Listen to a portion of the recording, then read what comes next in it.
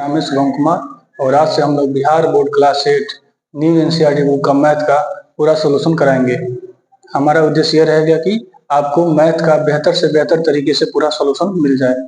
चलिए ज़्यादा देर नहीं करते हुए इस वीडियो की शुरुआत करते हैं। आज से हम लोग पहला चैप्टर से शुरुआत करने जा रहे हैं। पहला चैप्टर का नाम है परिमेय संख्याएं। तो चलिए देखते हैं इस चैप्टर में क्या क्या सवाल है। पहला है परिमेय संख्याएं। तो परिमेय संख्याओं के बारे में जानने से पहले हम लोग ये जानेंगे कि परिमेय संख्या जो चैप्टर है इसमें पहले किस किस संख्या के बारे में जानना है। तो पहला हमें जो संख्या के बारे में जानना है वो संख्या है प्राकृतिक संख्या। प्राकृतिक संख्या कहाँ से कहाँ तक, एक से लेकर अनंत तक की संख्या को प्राकृतिक संख्या कहते हैं।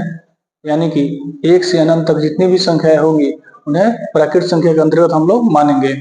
एग्जाम्पल में 1, 2, 3, 4 अनंत तक की सारी संख्याओं को प्राकृतिक संख्या कह सकते हैं। दूसरा संख्या हमें जो जानना है वह है पूर्ण संख्या। तो पूर्ण संख्या किसे कहते हैं?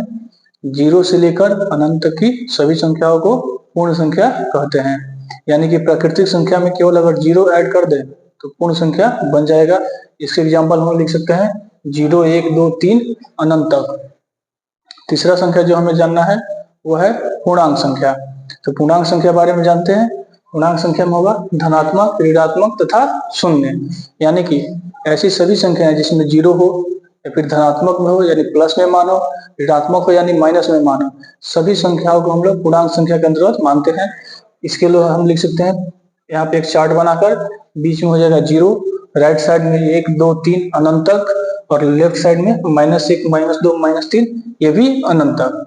चौथा और लास्ट संख्या जो हमें इस चैप्टर में पढ़ना है वह है परिमेय संख्या। तो परिमेय संख्या किसे कहते हैं?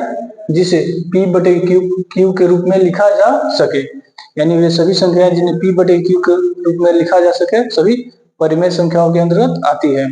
P/Q का मतलब हुआ जिसे बट्टा में लिख सकते हैं या फिर जिसे भिन्न के रूप में लिख सकते हैं। और इसमें एक और शर्त है Q = 0, यानी कि Q का मान कभी भी इसमें 0 नहीं हो सकता है। बट्टा के ऊपर 0 आ सकता है, उसको परिमेय संख्या में हम मान लेंगे, लेकिन अगर बट्टा के नीचे 0 आएगा तो परिमेय संख्या नहीं होगा। एग्जाम्पल में लिख सकते हैं 4/5 -6/7। परिमेय संख्याओं का मान ऋणात्मक में भी हो सकता है, ठीक है ना। तो -6/7 4 भी परिमेय संख्या है क्योंकि इसके नीचे 1 छुपा हुआ है, 1 नहीं लिखते हैं।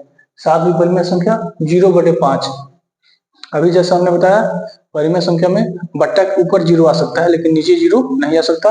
0/5 भी परिमेय संख्या होगा। उम्मीद है आपको सारी संख्या अच्छे से समझ में आई है। चलिए एक क्विक रिवीजन करा देते हैं। पहला संख्या है प्राकृतिक संख्या, 1 से अनंत तक की संख्या प्राकृतिक संख्या कहलाएगी। दूसरा है पूर्ण संख्या, 0 से अनंत तक की संख्या पूर्ण संख्या कहलाएगी। तीसरा है पूर्णांक संख्या, धनात्मक, ऋणात्मक तथा शून्य पूर्णांक संख्या कहलाएगी। और चौथा है परिमेय संख्या जिसे P/Q के रूप में लिखा जा सके और Q का मान 0 नहीं होगा।